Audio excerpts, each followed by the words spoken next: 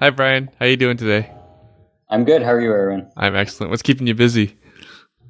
Oh, just doing the whole real estate thing. I actually had property close last Thursday, and then I just got another property under contract this week. So that's been keeping me really busy. Awesome. All right, we'll jump into the real estate thing in a bit. Let's go back to how did this start? Why did you start investing? Well, it was kind of by fluke, I guess. Originally, I bought my first property to live in. I grew up in the GTA, so I was working downtown, commuting from Pickering, and it was about an hour and a half each way. Ooh, okay. I didn't know it was that far. Yeah, that's right. Markham's about an hour, so yeah, okay. It's not. I was commuting by GO train, so that's kind of what the time-consuming thing was. Because then I would have to take the subway once I got to Union. So subway to where? Up to Dundas. Okay. So yeah, otherwise I could have walked. It was about a 30-minute walk from Union. Yeah, that's another half hour to your commute. Yeah, exactly. So I was fed up with that. So I decided to buy something downtown to live in. And then, yeah, from there, I quickly realized that I bought a 2-bedroom condo. It made more sense for me to go rent a 1-bedroom somewhere and rent that out. So that's kind of how I got into the landlord game. What year was that? That was 2015, early 2015. And can we name your previous employer? Yeah, definitely. So you worked for the CRA. I sure did. So that's Canadian Revenue Agency for our American friends. That's the IRS. What did you do for them? I was all over the place. I was. My end goal eventually was to get into audit because I went to school for accounting and finance. I never actually ended up getting into audit. I left before I got a chance. But I started off it's called taxpayer services. That's kind of answering the phones when someone like you or I had questions about their taxes. I'd be the guy on the other end of the phone. Right. And then I moved to other areas as well, like non-filers, collections. And then I was a part of something called CVITP. It's called the Community Volunteer Income Tax Program, where it's kind of it's there to help low-income people who don't have the money to pay for their taxes. It's kind of a means for them to be able to go somewhere and get it done for free. Okay, interesting. Yeah. Are you able to talk much about this stuff? Yeah, I can. Anything that's not confidential, I can talk about. Cool. Yeah. Were you guys crazy busy? Because, like your first role, for example. Because I've had experience calling CRA, and I get the busy signal all the time. Were you guys just slammed answering the phones? Yeah. It's. Because actually, just take a step back. Like the outside perception is you guys just have your feet up on the desk, drinking your tea and not doing anything. But really, no. The reality is usually everything's underfunded. You don't have enough staff. Those agents that you get a hold of are probably the hardest working people there. Like they're just like during filing season, like March and April, those guys are probably working 12-hour days. Like I was always taking overtime when it was offered. Nice. But yeah, it's I don't know if it's maybe just there's not enough staff and they're trying to kind of force more people to go online and kind of look up the answers for themselves. Right. I'm not too sure about that. But yeah, it's very hard for people to get through during filing season. That's interesting because you bring up because one time I was thinking of that I had trouble reaching the CRA is around when HST was rolling out, so people trying to figure out what HST implications to on real estate, and It was actually quite well documented online. I believe I called, but really I got all my answers I needed online. Yeah. So yeah, it was effective there. They were effective there in pushing me to online, and I got my answers. Yeah. Fascinating. And then what about collections? Collections is not as difficult as I thought it would be. I thought it'd be just a lot of troublesome people, but most people were kind of owned up to the fact that they owed money and wanted to work it out and settle their debts. So interesting. Yeah. What kind of options did you have for people? And when they were late, or did you have plans, like payment plans for them, or? Yeah, there's payment. They can set up payment plans. That's kind of what the goal is, to get them on a payment plan, to start paying it back, because it can get escalated to further steps. To eventually getting your wages garnished or whatever. Right. Or I don't think they can take your principal residence, but if you have a secondary property or something like that, they can put a lien on that and stuff like that. But yeah, interesting. You obviously want to just kind of get a payment plan set up and and work with the person who owes the money. Right. I remember my early years as an agent, and as agents we collect HST, and then if you're not diligent about setting that money aside, you may spend it by accident. Yeah. And then I got that call like, "Hey, you owe HST." I was like, "Oh, actually," and they were actually really nice about it. It wasn't anything confrontational. It was a nice lady on the other end of the phone, and she just explained like what my options were, and like, okay, that works for me, yeah, and followed through, and everything was fine. I didn't hear from her again. But yeah, people are usually like scared, like it's like CRA is like the boogeyman. Exactly. That's kind of mostly the reactions I was getting, is just people that were very scared. So. Because you're a very scary guy, so I can understand why. Oh yeah. So what did you do with that 2-bedroom condo when you moved out? At first, this is kind of the early days of Airbnb. I guess it wasn't that early, but before the condos kind of started bringing in the bylaws to ban it, I put the place on Airbnb. And I was doing that for a while, and then after about 5 months or so, the condo changed their bylaws to ban it. So I put tenants in after. And then what's that been like? What's been the difference between your Airbnb business and the regular tenants? It's different. It's funny because the first tenant that I put in there, I actually found out was Airbnb-ing out the unit. So I stopped Airbnb. Sorry. and then I your put tenants were Airbnb-ing your unit. My very first tenant, yeah. So this guy was just doing it because he went back to Russia a lot, and I think he was just doing it whenever he was back in Russia. Right. Okay. So I just had to explain to him that he couldn't do it. The whole reason he's in there is because I got banned from doing it.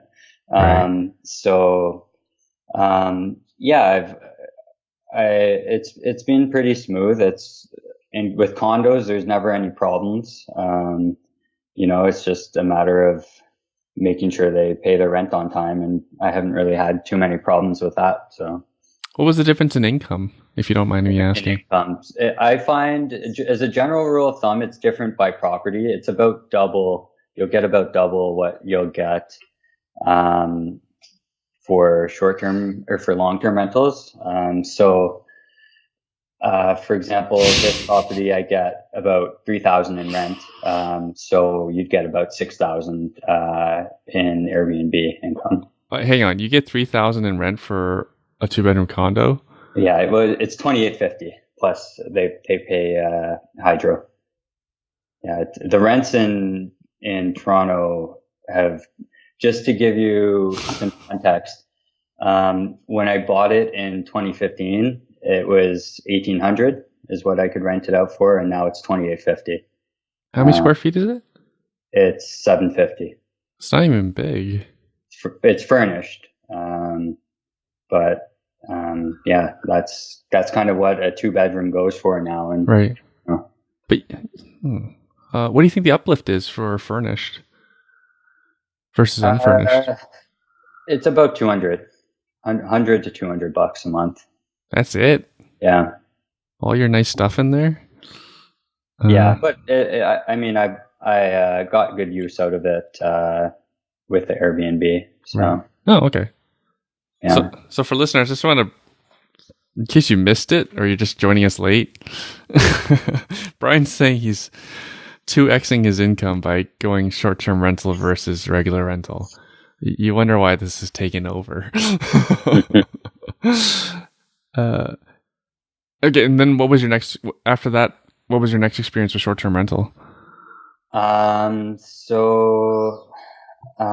Basically after, I'll kind of tell you the story of kind of what happened to me. So I left in 2017. Mm-hmm.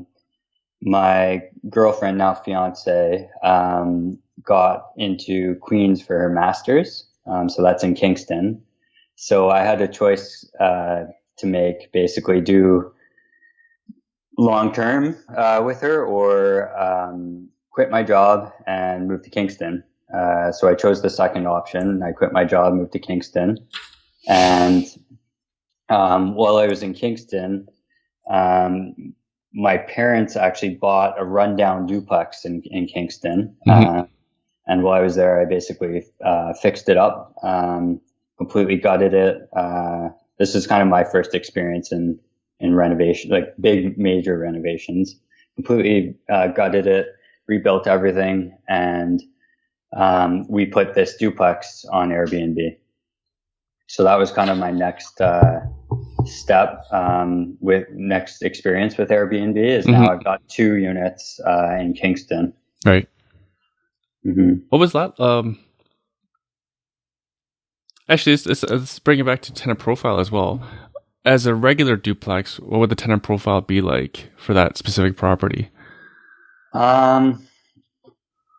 It'd be like your working class.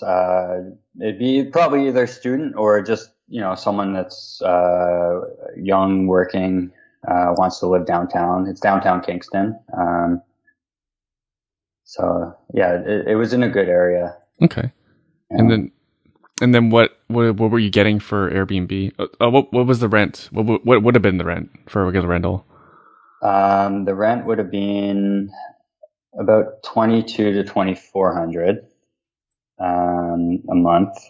And then let me just see what the Airbnb income is.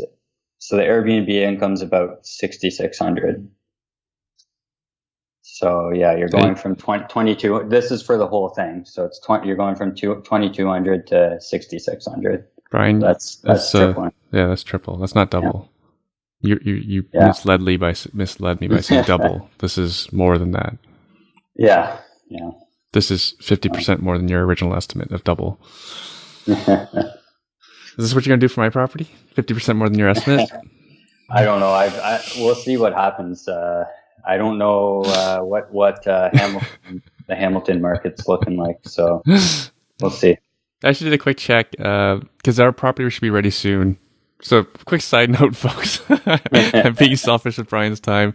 Our property should be ready in about 2 weeks, renovation-wise. We should probably actually talk about ordering furniture soon because I don't think there's a huge lead time on that. And talk about appliances. Actually, that leads me to a question. I currently have white appliances. What would you recommend? I mean, stainless steel looks better in photos, but if you already have the white appliances, I wouldn't, go out and buy stainless steel. Mm-hmm. I think it doesn't really matter as long as you get a good photographer in there and take good photos and stage it well. I don't think it'll matter too much. Okay. Well, what about black versus stainless steel? Because I think stainless gets a bit more money than black appliances. Yeah. Again, I think it's more about the photos. Okay. I don't think that's going to make a decision whether or not someone's going to book your place. Okay. So good photographer meeting me with my iPhone. I'm good. Is that sufficient? No, I think you're going to have to to get a good camera or pay someone to come in and take some photos. Got it. Okay. Yeah. So 3 times your income. Okay.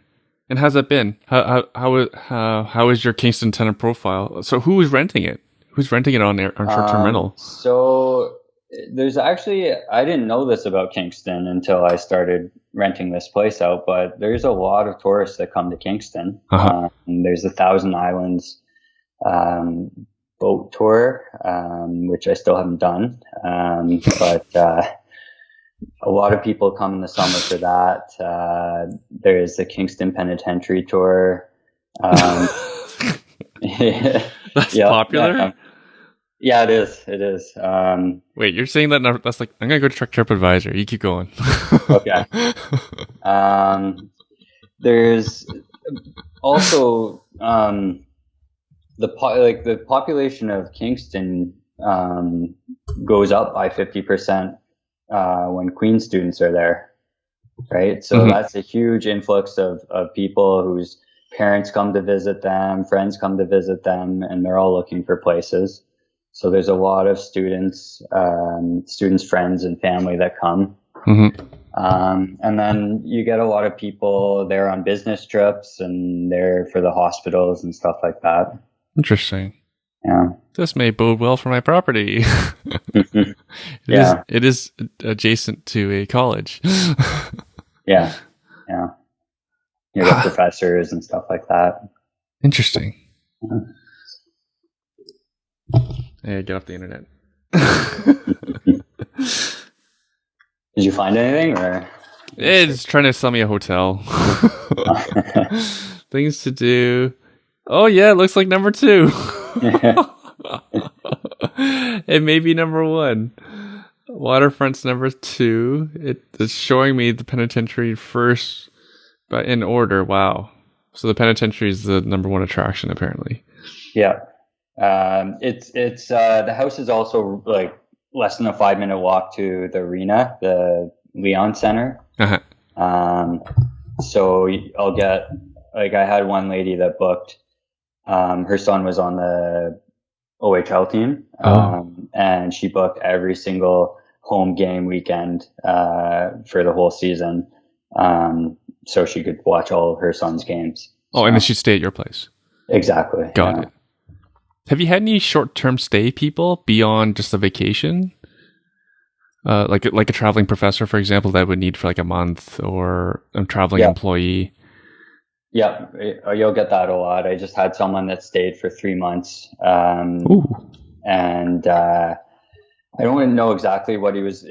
I think he was a doctor at KGH, the hospital. I'm not sure exactly what it was related to, but you'll get the longer stays as well.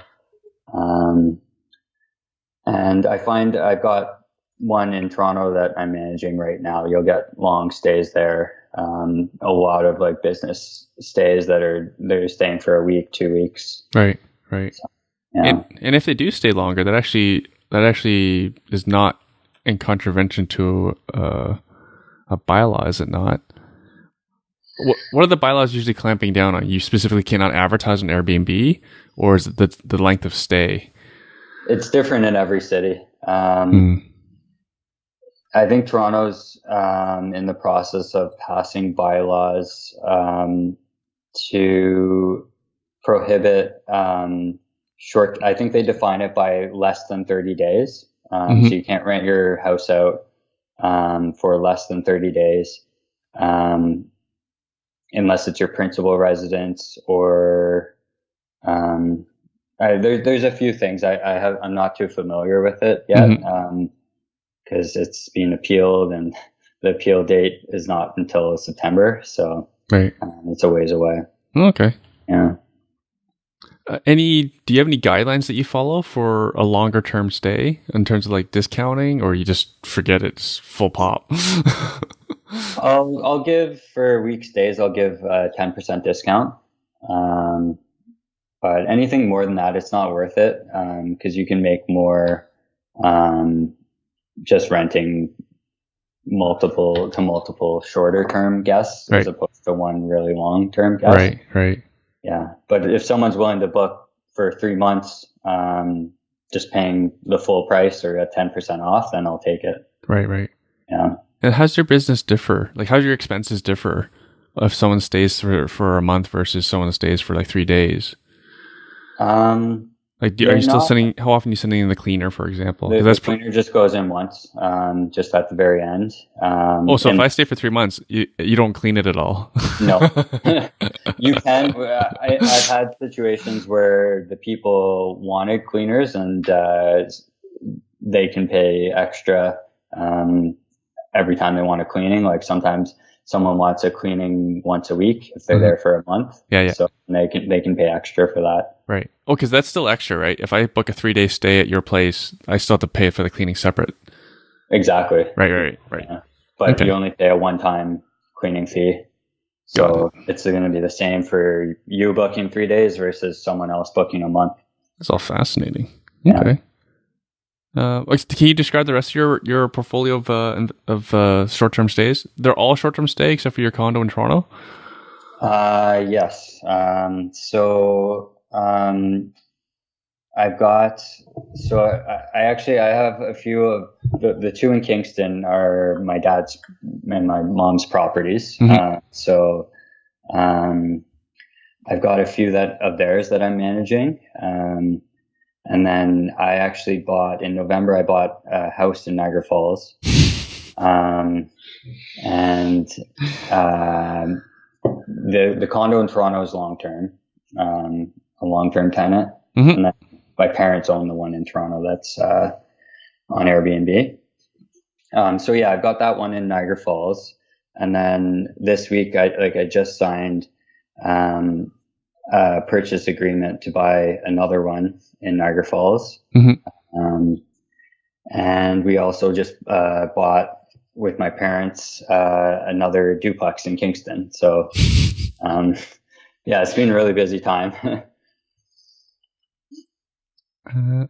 Any challenges with a duplex versus a single family?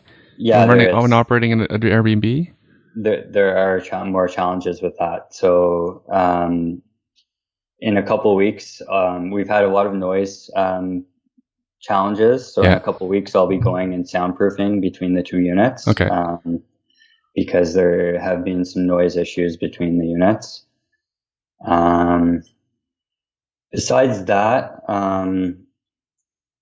I'd say it's easier in terms of, if you have two cleanings on the same day, it's easier for the cleaner to, because they're both there, that she doesn't have to drive to another one. I'd say noise is the only challenge.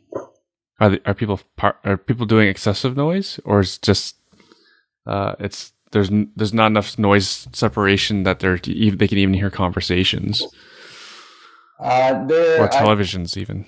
There is a lot of noise separation, but this was on St. Patrick's Day. This noise complaint I got, so I'm sure that had something to do with it. I don't know how anything you could do then would stop that. Exactly. Because noise would travel out the window and around the house, or the whole place could be vibrating. There's nothing you can do to stop that. Actually, that leads to a good question. Then, how do you screen out partiers? Because I'm sure that's one of the biggest concerns people have. Yeah. So Airbnb has a pretty good system where you're verified by your ID and your photo and your driver's license and stuff like that. And it's all reviews based. I can filter who can book my place by if they've had a negative review, they're not allowed to book it.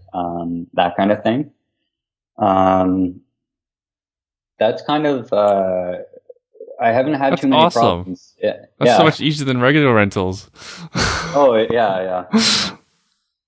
So, but yeah, there aren't, like, a lot of people have this perception that every second guest is just going to destroy the house and stuff like that. But I've had over 400 trips that I've hosted, and I've had maybe 3 or 4 bad ones. And by bad, it wasn't that bad. It was just, I had to claim the damage deposit, and I got all my money back anyway. So I wasn't out of pocket for any of those 400. Wait. This is Ontario. You're not allowed to have damage deposits. On Airbnb, you are. To explain that process then. Say I rent your place. I trip and, I trip and I fall into your drywall. I'll put a hole in the drywall. Now what's your recourse? So, in order to book my places, I set a $500 deposit. Mm-hmm. So if there are any damages, right. Then I can claim that deposit. If it's more than 500, then I have to escalate it. Airbnb has an insurance policy. I think it's a $1 million insurance policy or something like that. I do have the option, if it's more than $500, to go to them and ask for money from them. Right. So is that a hold on my credit card, or you actually have $500 of my money off my credit card? No, it's a hold. Okay. Yeah. Yeah. So, like, we'll talk about some of the risks maybe of what's stopping people from Airbnb-ing. Like, mm-hmm. why are so many people afraid to get into this business? And it's, like you said, it's the liability, right? Mm-hmm. And how to mitigate that is you got Airbnb has insurance, you mm-hmm. set deposits, and you also have to have your own short-term rental insurance. So you have to change if you decide to switch your property over to Airbnb, you have to talk to your insurance broker and switch your insurance to a short-term rental-friendly plan. Right. And it's typically about 30 to 40% more than regular insurance. Makes sense. You're running a business. Yeah. So, and then, like, other risks that scare people away are the bylaws. And sorry, Brian, just to clarify the insurance thing, we could be going from like $100 to $130, $140 a month. But you're talking about 2xing or 3xing your rental income. Oh, exactly. We're talking about an increase of like, $30, $40 in insurance, but you're increasing your rental income by $1,000, $2,000, $3,000. Mm-hmm. So that's a pittance in exchange for a lot more money. So sorry, carry on. Yeah. So, like, another thing that scares a lot of people away are the bylaws. Reasonable. Yeah. So you do have to look into that before, if you're thinking about starting, like, putting your property on Airbnb. You have to see what the bylaws are in your city. Mm-hmm. And you also have to be very aware that they could change at any moment. Right. So it's really important that if you're going to go buy a property to put on Airbnb, have a plan B. Mm-hmm. Make sure this thing works as a long-term rental. Because otherwise, you could be in trouble if you spend all this money on furnishings and getting it ready for Airbnb, and all of a sudden the city says, nope, you can't do it. Maybe you can rent it out as a student rental or something like that. Mm-hmm. Yeah, so plan B based. Yeah, so investors, listeners, I think that's a great advice from Brian. In general, that's for any strategy. You should always have plan B, plan C, plan D, and then run the numbers based on them. See if that's okay with you. Like, for example, you can't buy a property based on Airbnb alone because that income can go away, right? Say a property only cash flows into Airbnb, and it's a complete disaster for you if you can't Airbnb it. That's something you're going to have to strongly consider if you really want to get yourself into that situation. Exactly. And the nice thing is, if one day you're forced to stop doing Airbnb, or you just decide you don't want to do it anymore, now you have this beautifully staged house that if you decide to go sell it, it's all ready. You can put it on the market. Or if you want to go rent it, you already have all the pictures. It's already staged and furnished. So, there's not a big transition period. Awesome. You mentioned Niagara Falls. Isn't there a part of Niagara Falls where short-term rentals aren't allowed? Yeah, so the city of Niagara Falls is also in the process of creating bylaws to kind of manage everything. So they're currently being appealed. So they're not in effect yet, and the appeal date is not set. But what the plans are going to be if they're passed is it's going to only be allowed on general commercial, tourist commercial, or business commercial zoned areas. So the two houses I bought in Niagara Falls, they're both on a general commercial area. So it's going to be still allowed if these bylaws get passed. Right. And then there's also rules with the bylaws that are going to only allow up to 3 bedrooms, so six people per house. And there's a bunch of little things like you have to have, I think, 2 parking spots, and there's a few other rules to it. Maximum 6 people. That's a tough one, because you can advertise for 6 people and like 10 people could show up. Yeah. There's going to be a whole, it's kind of hard to manage, but I don't know how they're going to look at that.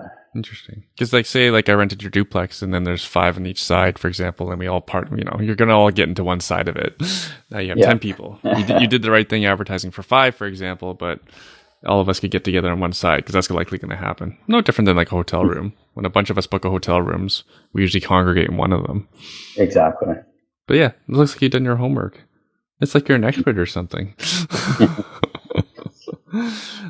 Can we get into your 3-4 cases where you actually had to claim your damage deposit? Did any of them go over 500? No. So right now, I'm kind of in the process of one. They broke my pull-out couch. Accident or? So I don't know. They didn't. They haven't responded. So what happens is, So hang on. That's the worst you've had? That's the worst you've had is a broken pull-out. I've had some really messy houses. Okay. On walls, stuff like that. But that's an extra hour of cleaning, right? So that's an extra like $30. Exactly. Like I'm really lucky to have the cleaners that I have that are willing to do that and make the house look as good as it does every time. But oh my god, if a government official listens to this, they'll totally understand why everyone's running towards Airbnb. The worst thing you've had is a broken futon. Knock on wood. Yeah. Your quote unquote fail rate is less than 1%. It's 1% or less. And your worst case that you've had over 400, is it 400? 400 stays? Over 400, yeah. So your fail rate is less than 1%. And the worst thing you had is a broken pull-out couch. Yeah.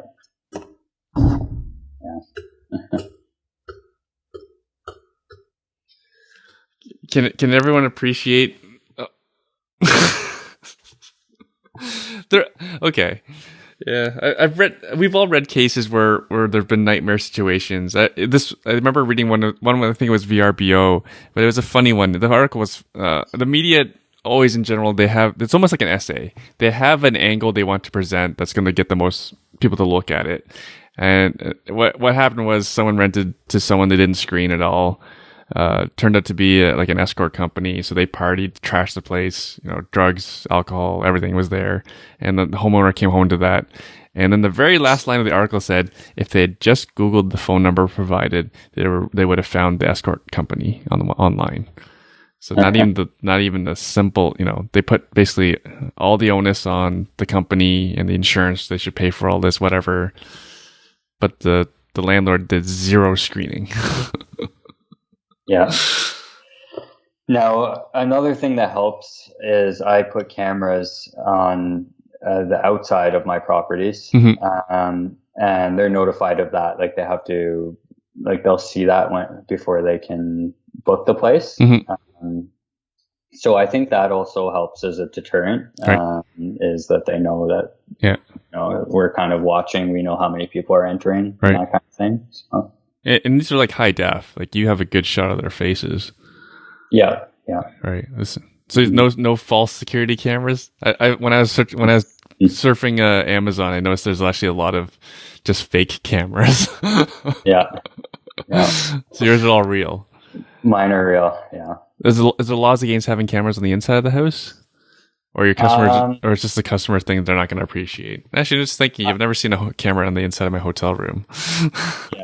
Yeah. I think that'd be too weird, personally, but I think you're allowed to, as long as you notify the guest. Like you're not in the bedrooms or the bathrooms, but I think you're allowed to in the living room.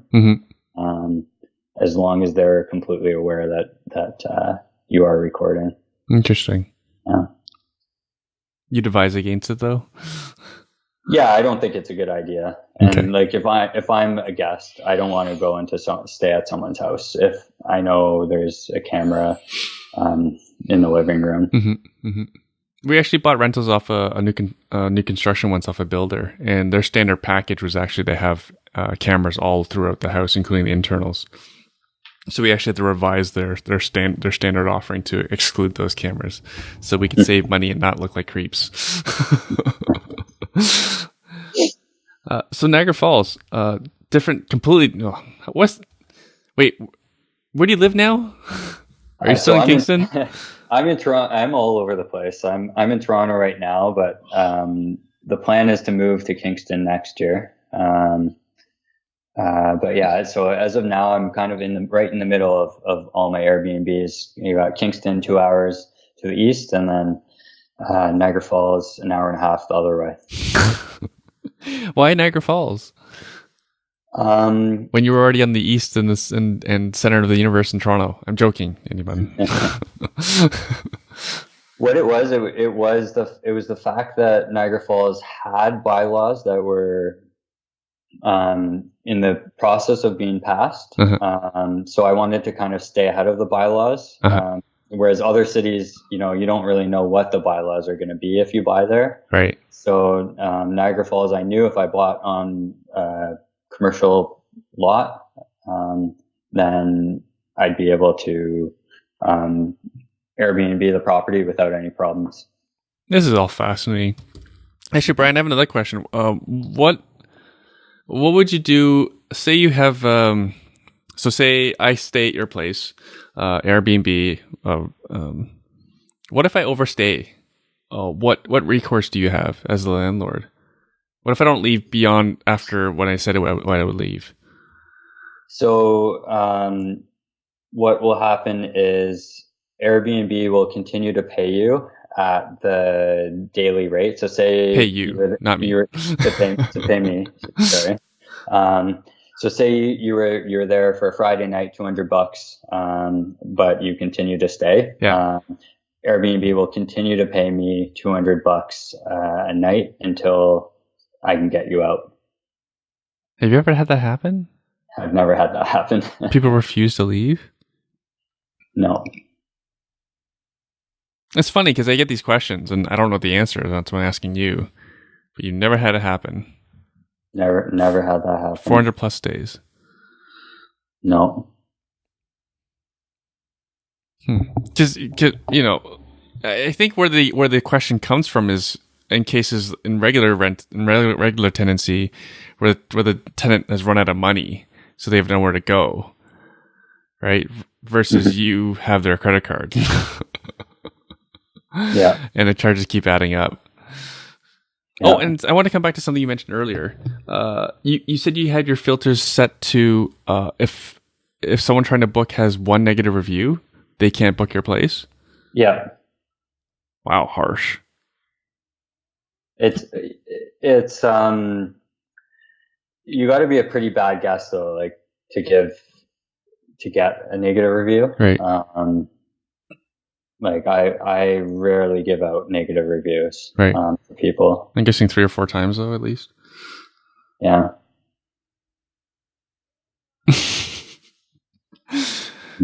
And if I offered to pay for the broken futon, you wouldn't give me a negative review, would you?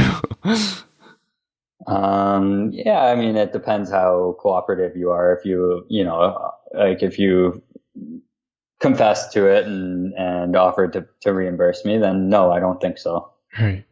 This is interesting. Yeah.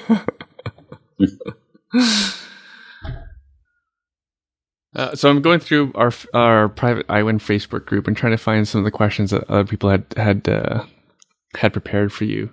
Do you have this one's a tough one. Do you have a guess what the likely outcome is for the Toronto Airbnb appeal? Like, what have other municipalities done? Is there anywhere in Canada where there's an all-out Airbnb ban?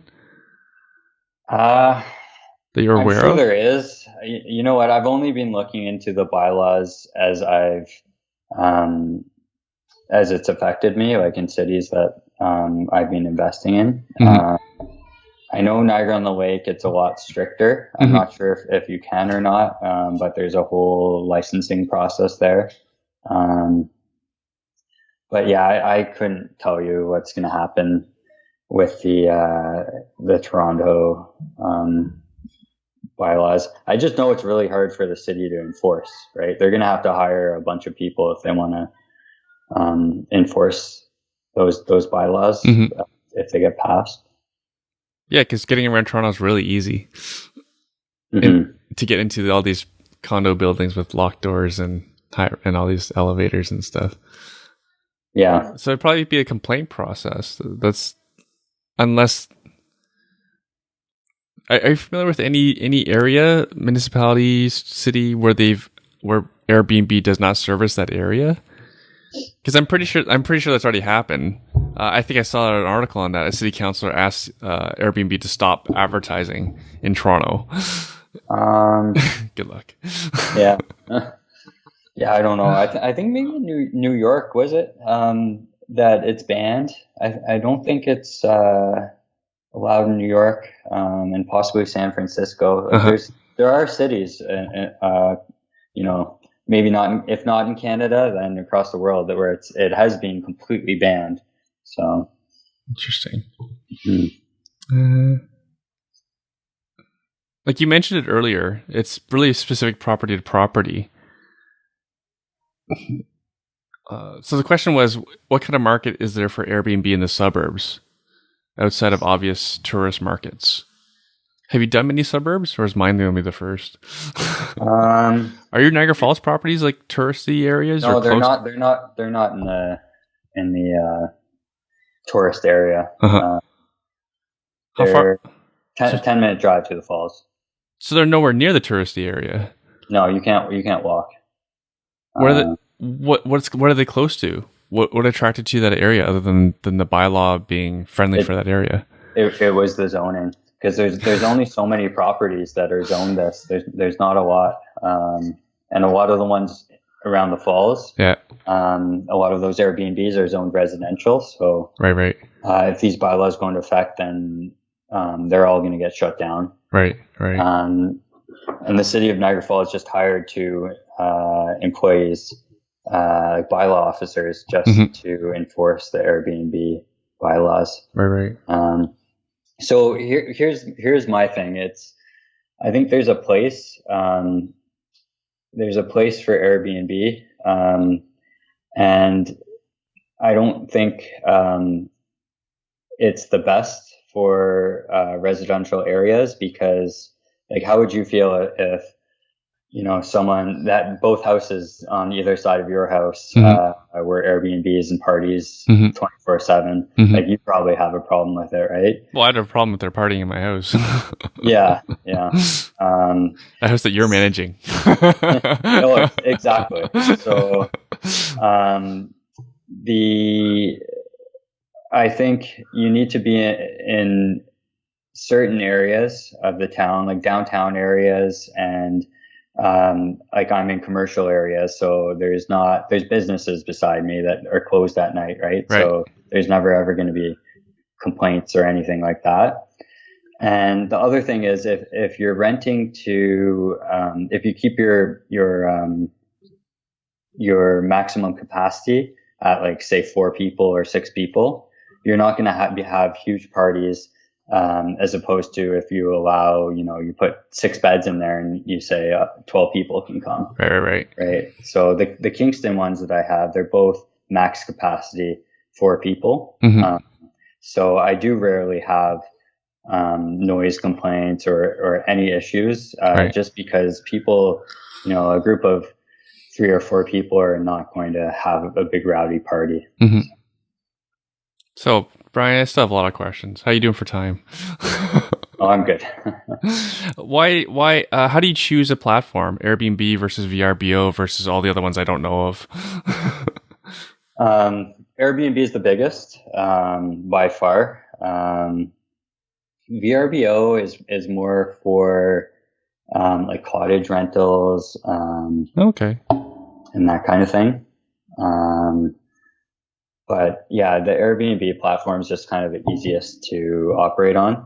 And the majority of people are using Airbnb. There's not a lot of people who go to rent a house for a night that go on VRBO or HomeAway. Got it. And then what are the costs? What does our Airbnb charge you?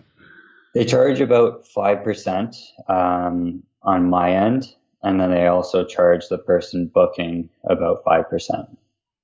Oh, okay. Yeah. But the 5% includes the credit card charges that they're charging you? Yeah. Oh, okay. So that's not bad at all. Yeah. So,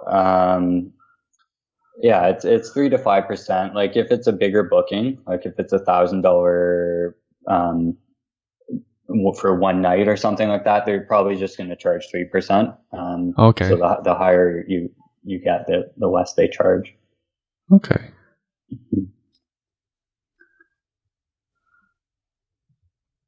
I had a question around. Someone asked specifically. James Witter, I'll give you a shout out. Would it be worthwhile to purchase your first Airbnb property 2 hours from where you live? So that's a good question for you. Your properties are nowhere close to where you live. How is it to manage property so far away? It's fine if you find the right people. If you get the right people on your team. At first, you got to expect that you're going to be going out there a lot, especially to furnish it, just to get it ready. But once it's up and running, as long as you have a good cleaner, and you should probably have a good handyman that can be on call, then there's I don't really have to go visit these properties in Kingston and Niagara Falls. It's just I like to go visit them, right? But I don't really. There's not really a need to. Very cool. Yeah. Very cool. For the property that you're going to manage for me, I'll even speak to my property manager if all hell breaks loose. I need. And what do you want to be put on retainer to go by if you have to? Yeah. So that's good. So your team, you need cleaner, handyman, furnishing. What do you typically do for furnishing? Do you just buy everything brand new from the brick and on layaway or whatever? Yeah. On payment plan? That's kind of it. I'm going to try on my next properties. I'm going to try out Wayfair and see how that is.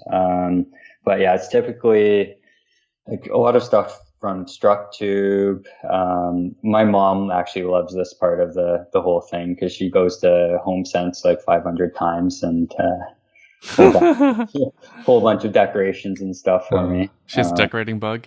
Yeah, she does. So.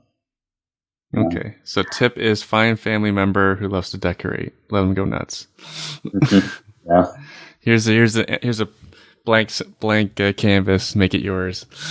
Yeah, but those, if you aren't careful with the costs, like they can really skyrocket. So you kind of have to strategically purchase the big ticket items like the beds and the couch, and the kitchen table and that kind of thing. Make sure you're getting a good deal on those. So Janice Gross asks, what do you use for research tools? In terms of like figuring out which property to purchase or what area to purchase. What I'm guessing she's asking is, say you find a property on MLS, for example, and you're considering buying it, and now you want to analyze it from an Airbnb standpoint. What would you start doing to analyze it? So there's a website called AirDNA. Mm-hmm. It's to subscribe to a city. I think it's $25 a month.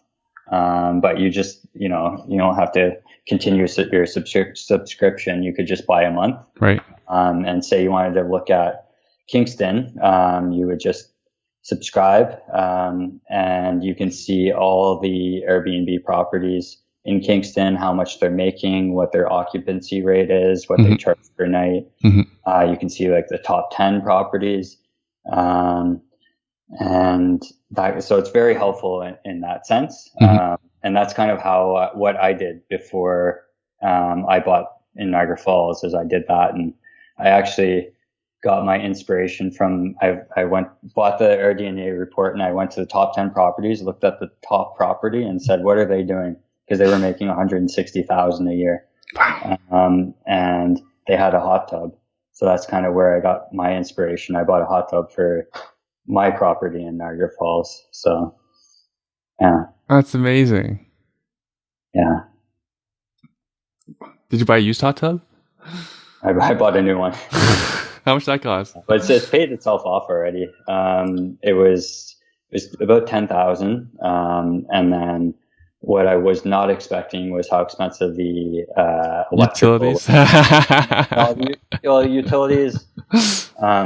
I don't know how much it is because I never ran the house before it had a hot tub, so I can't really separate that out. But the actual wiring of the hot tub was, I think, like $2,500 or something like that. Yeah. So I think I probably paid a little bit more because I had to upgrade my panel for that. And then dig a trench for my new wire and all that sort of stuff. Yeah. But I imagine your additional rent pays handsomely for this investment of a hot tub and installation. Oh, definitely. Yeah, it's kept the place booked out the entire winter. And other places without a hot tub are not booking out on weekdays in Niagara Falls. So I may just be okay. It may just be a different.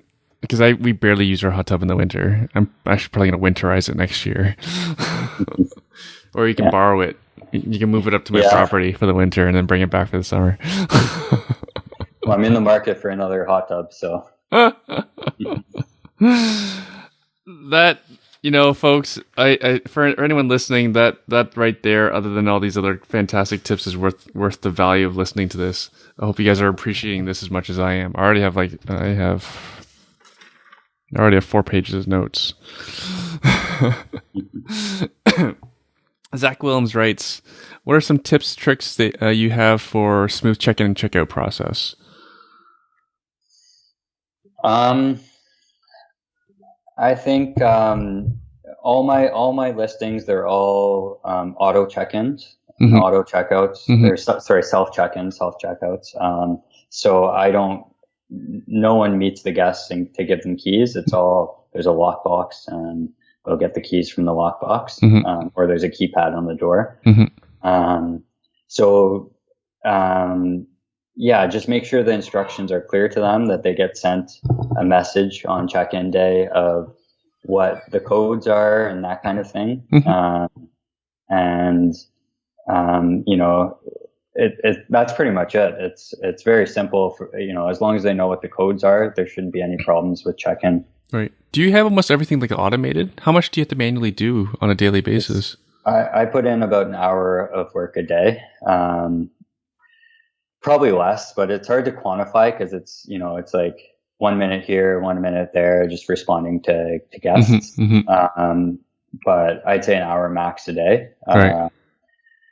And so you're still on call, but other than that's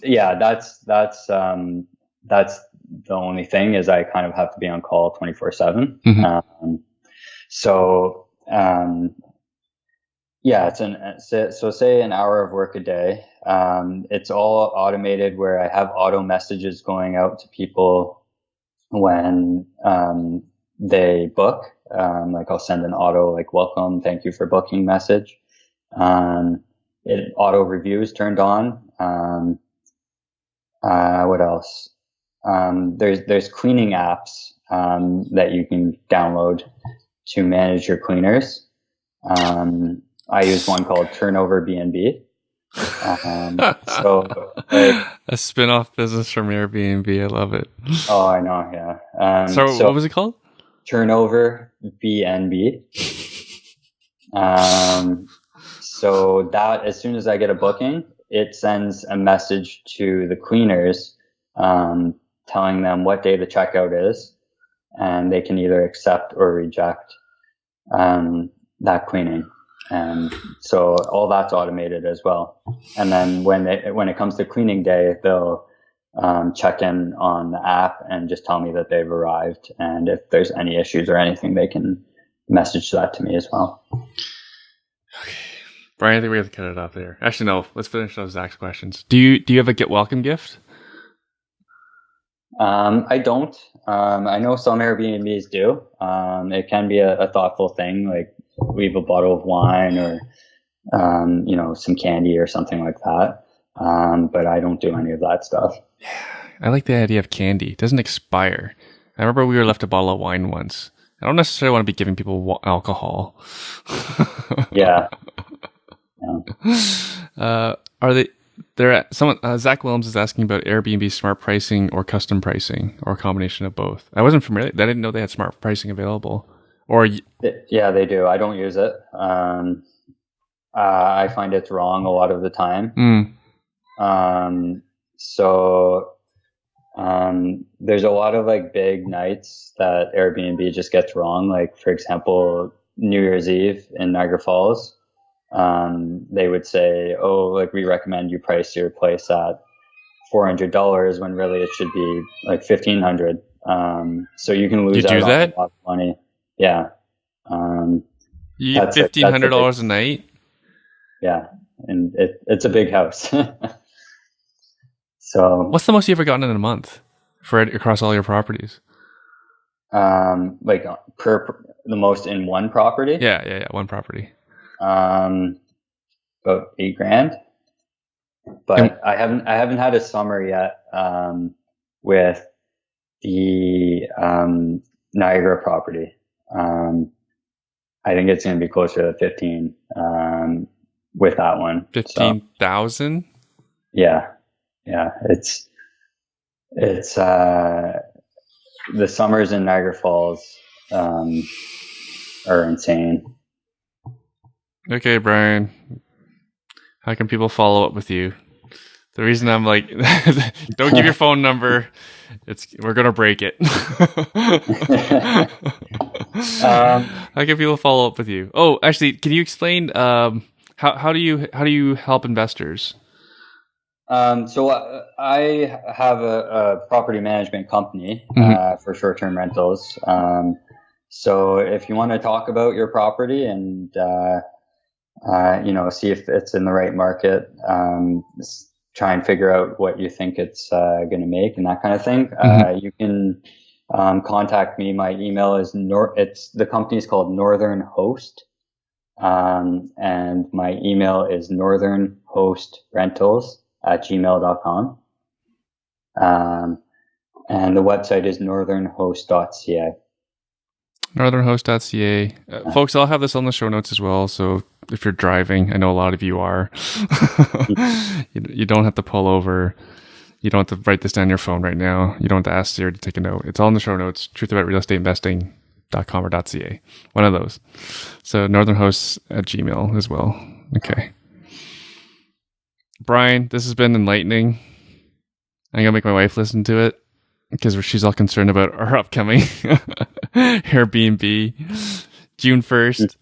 And and that's perfect. Like you said, like smart pricing. For example, the Canadian PGA Championships is in Hamilton this year. So I want you to jack the rent for that week. Exactly. Because Airbnb would not, catch on to that.